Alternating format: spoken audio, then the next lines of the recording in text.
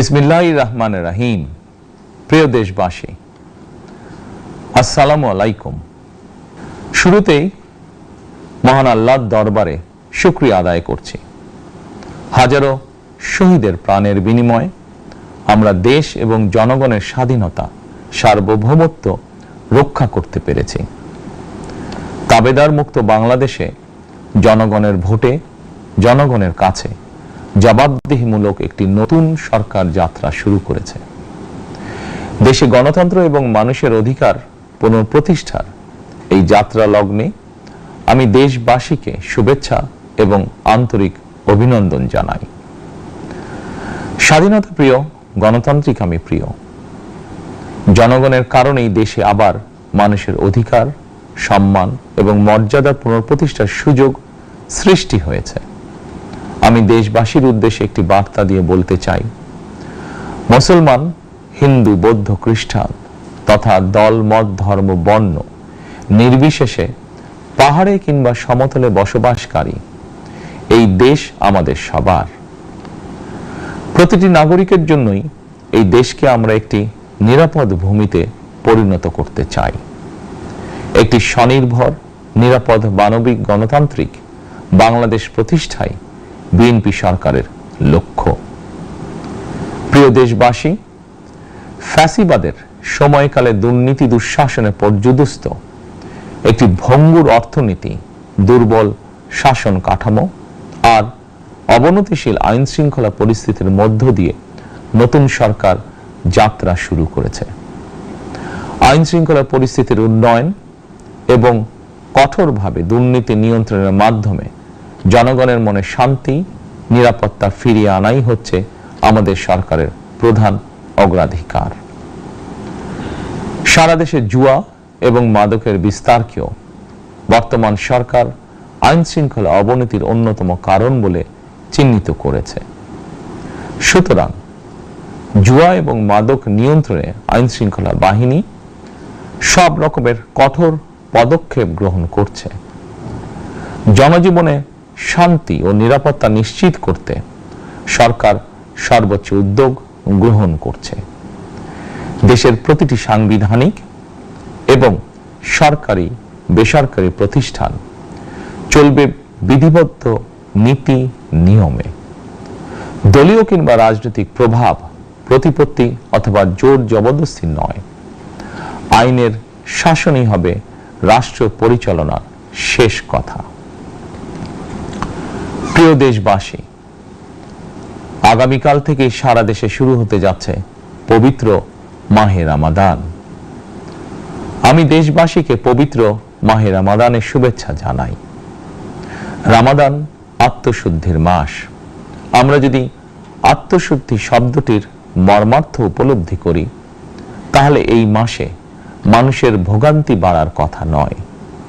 যদিও আমাদের অনেকের মধ্যেই এই মাসটিকে ঘিরে ব্যবসায় অধিক মুনাফা লাভের প্রবণতা লক্ষণীয়। আপনাদের প্রতি আমার বিনীত আহ্বান, রমাদানের পবিত্রতা রক্ষার্থে এই মাসটিকে আপনারা ব্যবসা মুনাফা লাভের মাস হিসাবে পরিগণিত করবেন না।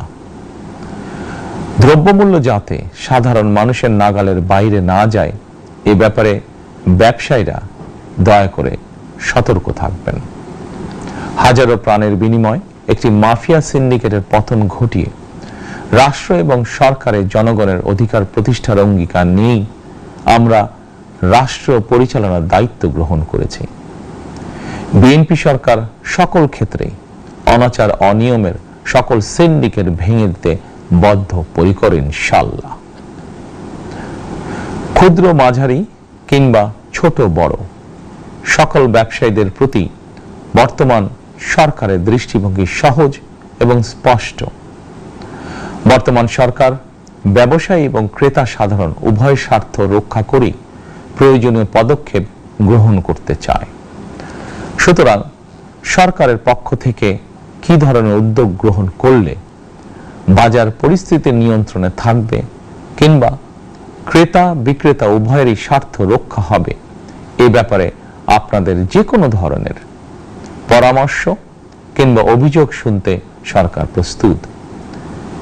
ক্রেতা বিক্রেতা গ্রহীতা, এই সরকার সকলেরই সরকার।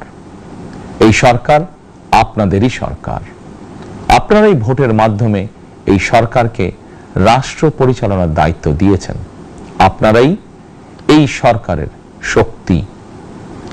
প্রিয় দেশবাসী, পবিত্র রমাদান মাসে রোজাদারগণ বিশেষ করে ইফতার, তারাবি, সেহরি এই সময়গুলোতে নিরবিচ্ছিন্নভাবে গ্যাস, পানি ও বিদ্যুৎ সরবরাহ পেতে চান। এই বিষয়টি নিশ্চিত করতে এরই মধ্যে আমি সংশ্লিষ্ট কর্তৃপক্ষকে নির্দেশনা দিয়েছি। অপচয় রোধ করে কৃচ্ছতা সাধন প্রতিটি মুসলমানের ঈমানি দায়িত্ব।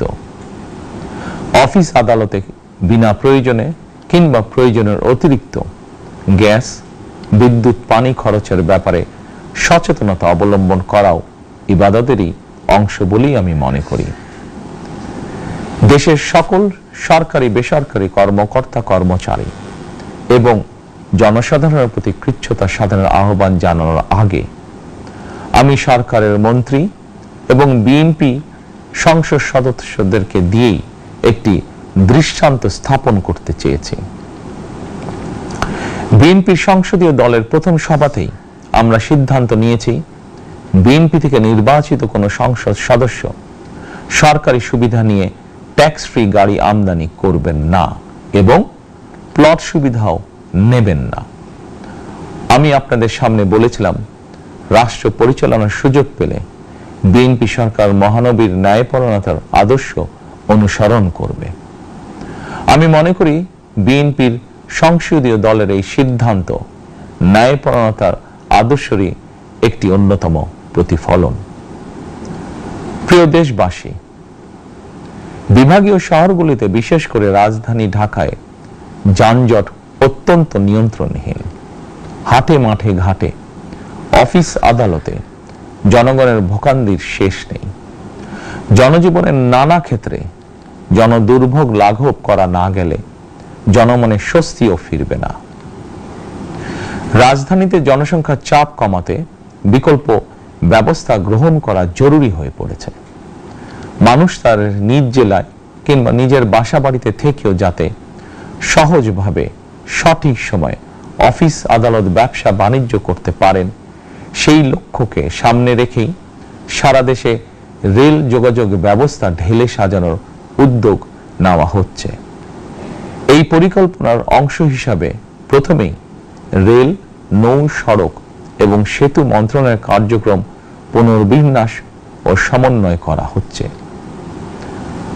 আমরা মনে করি সারা দেশে রেল যোগাযোগ ব্যবস্থার সহজ, সুলভ এবং নিরাপদ করা গেলে একদিকে যেমন জনগণের শহর কেন্দ্রিক বা নগর কেন্দ্রিক নির্ভরতা কমবে, অপরদিকে পরিবেশেরও উন্নতি হবে।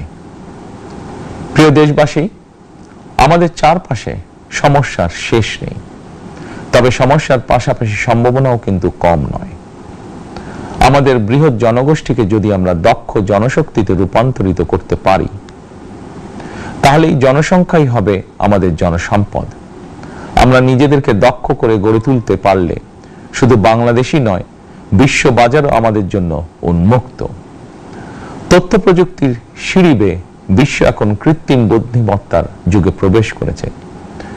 প্রযুক্তির এই প্রতিযোগিতামূলক বিশ্বে সম্মান এবং স্বচ্ছতার সঙ্গে টিকে থাকতে হলে আমাদেরকে কোনো না কোনো একটি বিষয় বা কাজে পারদর্শী হতে হবে।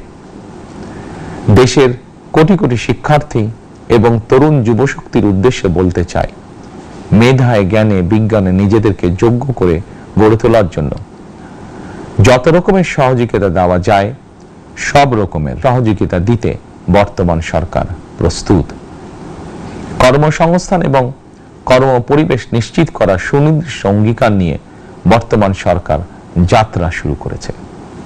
প্রিয় দেশবাসী, দীর্ঘ 18 বছর পর দেশে ফিরে গত বছর 25শে ডিসেম্বর আমি বলেছিলাম, দেশ এবং জনগণের জন্য আই হ্যাভ এ প্ল্যান। 12ই ফেব্রুয়ারি জাতীয় নির্বাচনের আগে দেশের বিভিন্ন স্থানে ঘুরে আমার প্ল্যান, পরিকল্পনার অনেক কিছু আমি আপনাদের সামনে তুলে ধরেছিলাম।